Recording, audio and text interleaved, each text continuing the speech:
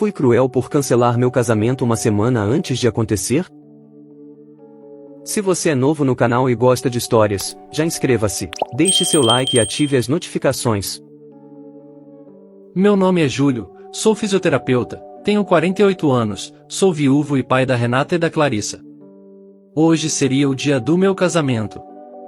Um evento que vinha sendo planejado há meses, com listas, convites, reservas, provas de roupa, ensaios de cerimônia e aquela expectativa que, mesmo para alguém mais velho como eu, ainda causa frio na barriga. Mas não aconteceu e nem vai mais acontecer.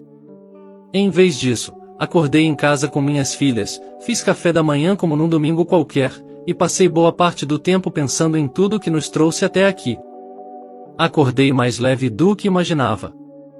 Não com alívio, mas com uma consciência tranquila, uma sensação de que, apesar de tudo, eu me mantive fiel a quem eu sou, aos valores que construí com minha família, e principalmente ao amor que nunca deixei de sentir por aquelas que confiam em mim, minhas filhas. Porque às vezes, escolher o caminho mais difícil é justamente o que nos faz dormir em paz. Minha história com a Laura começou quando a gente ainda era praticamente adolescente. Nos conhecemos no fim do ensino médio, numa época em que tudo ainda era incerto e o futuro parecia distante. Mas com ela, as incertezas pareciam menos assustadoras.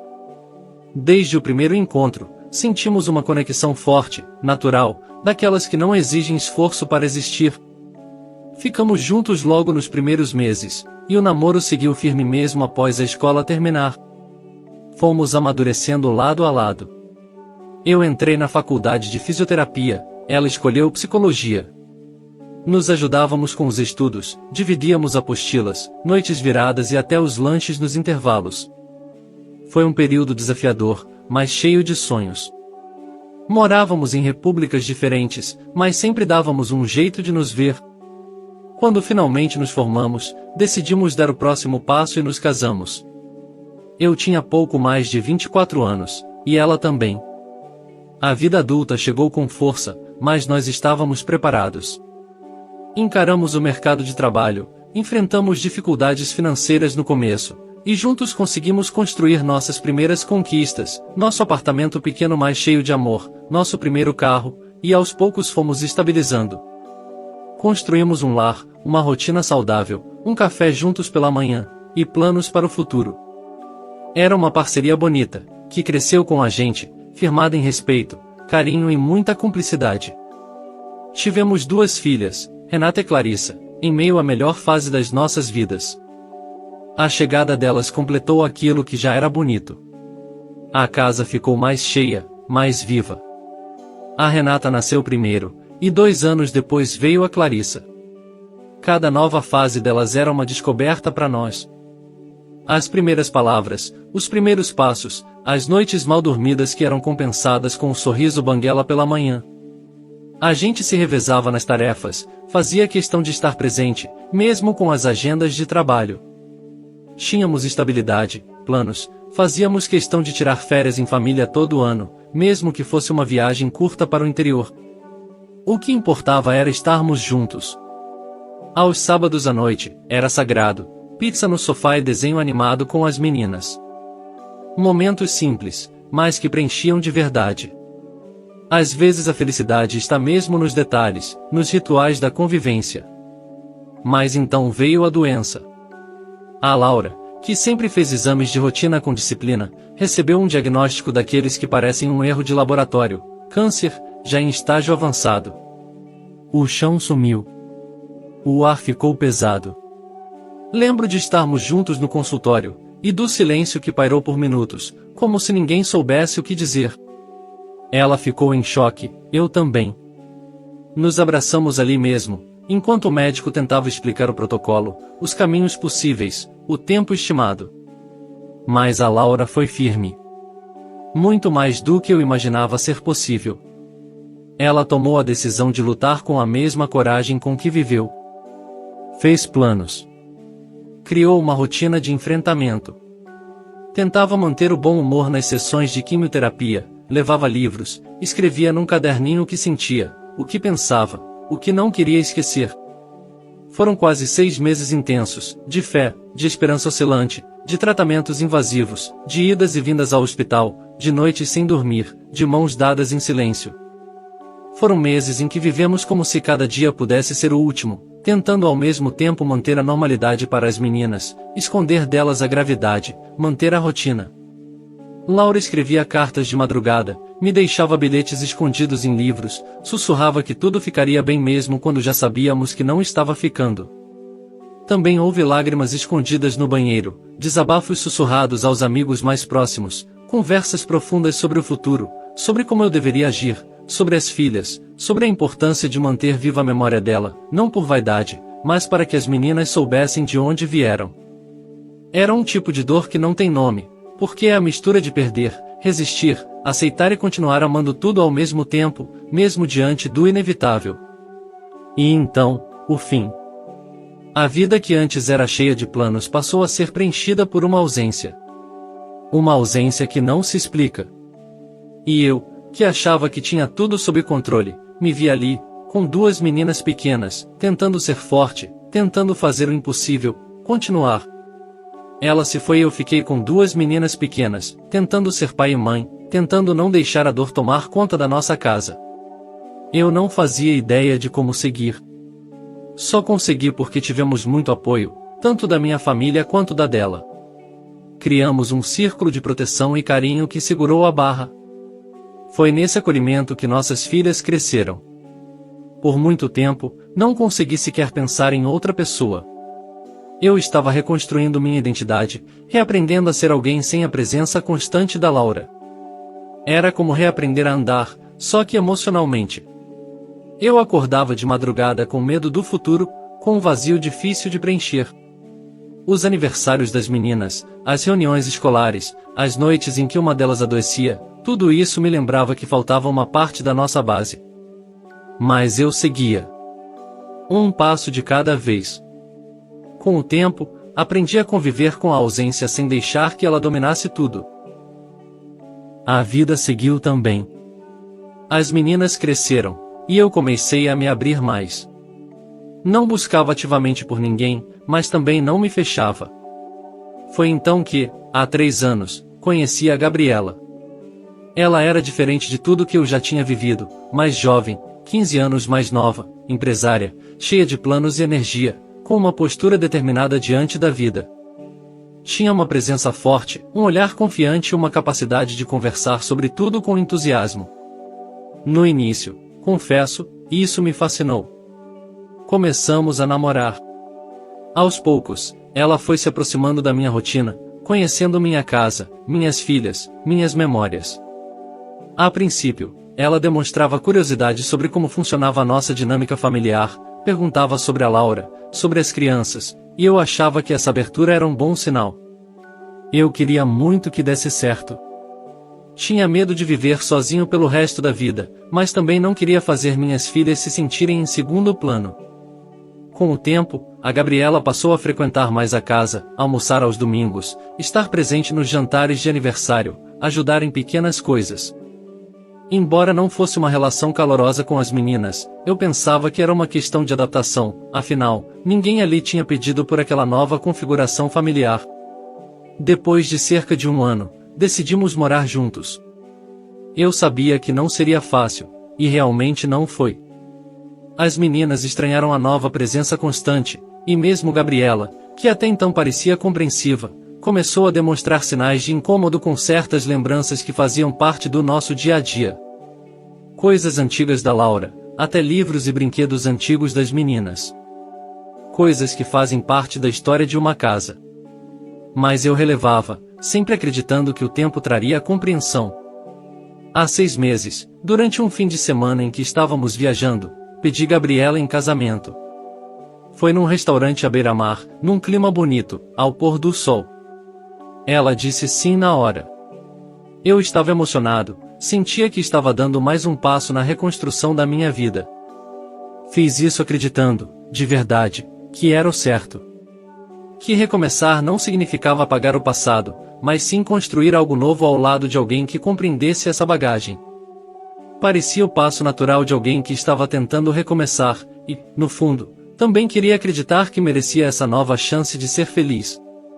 Minhas filhas nunca se deram muito bem com ela. Nunca houve brigas abertas, mas também nunca houve afeto. Era como se algo ali não encaixasse, e talvez eu tenha insistido em forçar essa peça errada no quebra-cabeça da nossa vida. E, como tantos pais viúvos, talvez eu tenha me culpado por pensar que elas resistiam apenas por saudade da mãe. Eu achava que era questão de tempo. O que aconteceu semana passada mudou tudo. Quando a Laura soube que não teria mais tempo, ela gravou um vídeo. Era um pedido simples, guardar aquele vídeo e mostrar às nossas filhas quando a mais velha completasse 18 anos. Era a forma dela de não ser esquecida. De continuar presente. De deixar uma palavra que fosse. Era o tipo de gesto que só uma mãe é capaz de fazer, pensando no futuro mesmo enquanto tudo parecia desabar. Ela confiou isso a mim. Eu gravei o vídeo em um DVD e guardei com o maior cuidado, no fundo do meu guarda-roupas, escondido, protegido, por quase 13 anos. Nunca deixei de saber onde estava. Nunca pensei em assistir. Era das meninas, não meu. Faltava pouco para o aniversário da Renata. Estávamos planejando a festa e, em uma dessas conversas, mencionei a Gabriela esse último desejo da Laura. Ela ouviu, perguntou onde estava o DVD, demonstrou curiosidade, mas nada mais. Ou assim pensei. Semana passada fui procurar. E ele não estava mais lá. Revirei tudo. Olhei atrás das prateleiras.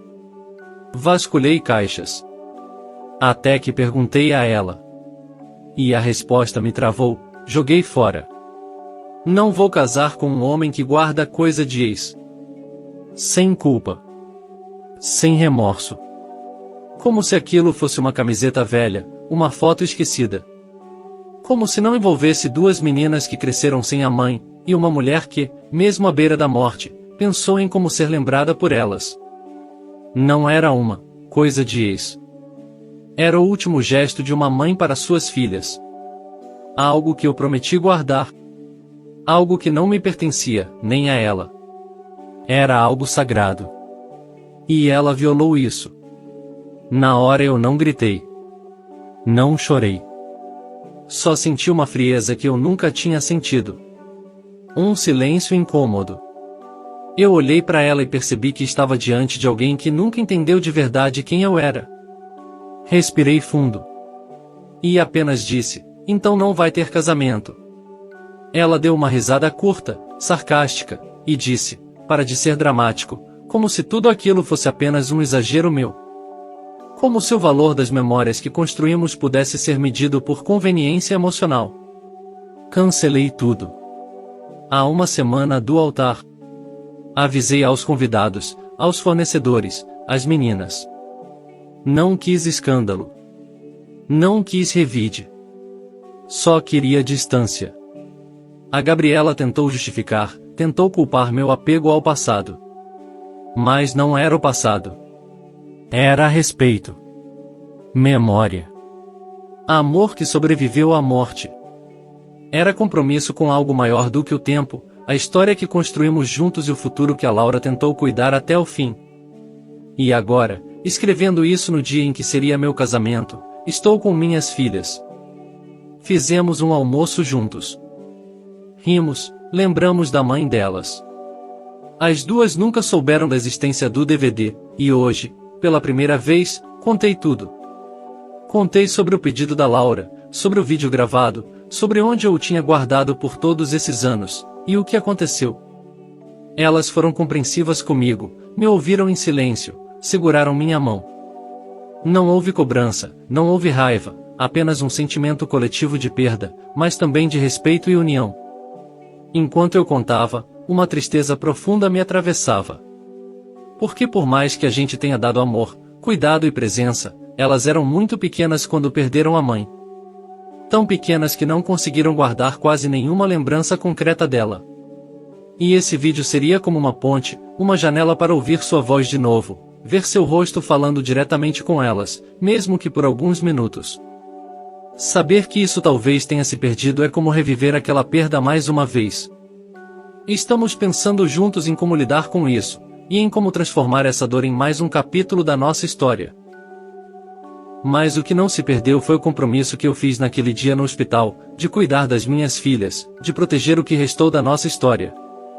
E é isso que sigo fazendo. Um homem pode recomeçar, sim, mas sem apagar o que o tornou quem ele é. E, pensando bem, se eu tivesse continuado e casado com a Gabriela, talvez com o tempo ela me levasse a me afastar das minhas filhas. Aos poucos, com pequenas sugestões, críticas disfarçadas de preocupação, e decisões tomadas sem considerar o que era importante para nós três. Felizmente, eu acordei a tempo. E hoje, mais do que nunca, eu sei exatamente onde é o meu lugar, ao lado das minhas filhas, honrando a história que construímos juntos desde sempre. Agora me pergunto, fui cruel por cancelar o casamento assim? Por tomar uma decisão tão drástica em um momento tão próximo? Deixe nos comentários. Comentário do curador. Isso não foi crueldade. Foi dignidade. Gabriela não entendeu o que aquele DVD significava, não só para o OP, mas para as filhas dele. E pior, não foi um simples erro, ou uma falha de julgamento. Foi uma quebra de confiança profunda. Uma interferência direta nas memórias e no luto de uma família inteira. Tomar uma atitude tão drástica sem conversar, sem perguntar, sem tentar compreender, é atravessar uma linha. A vida recomeça, sim, mas apagar o passado, principalmente um passado que envolve amor verdadeiro, dor e legado, é uma violência silenciosa. Júlio fez o certo. Ele não perdeu uma noiva. Ele se manteve fiel à memória de quem lhe confiou o mais delicado dos pedidos, não deixar de existir na vida das filhas. E isso, amigos, é amor de verdade. Obrigado por assistir até aqui. Para mais histórias como esta, curta este vídeo, inscreva-se no meu canal e compartilhe nas redes sociais.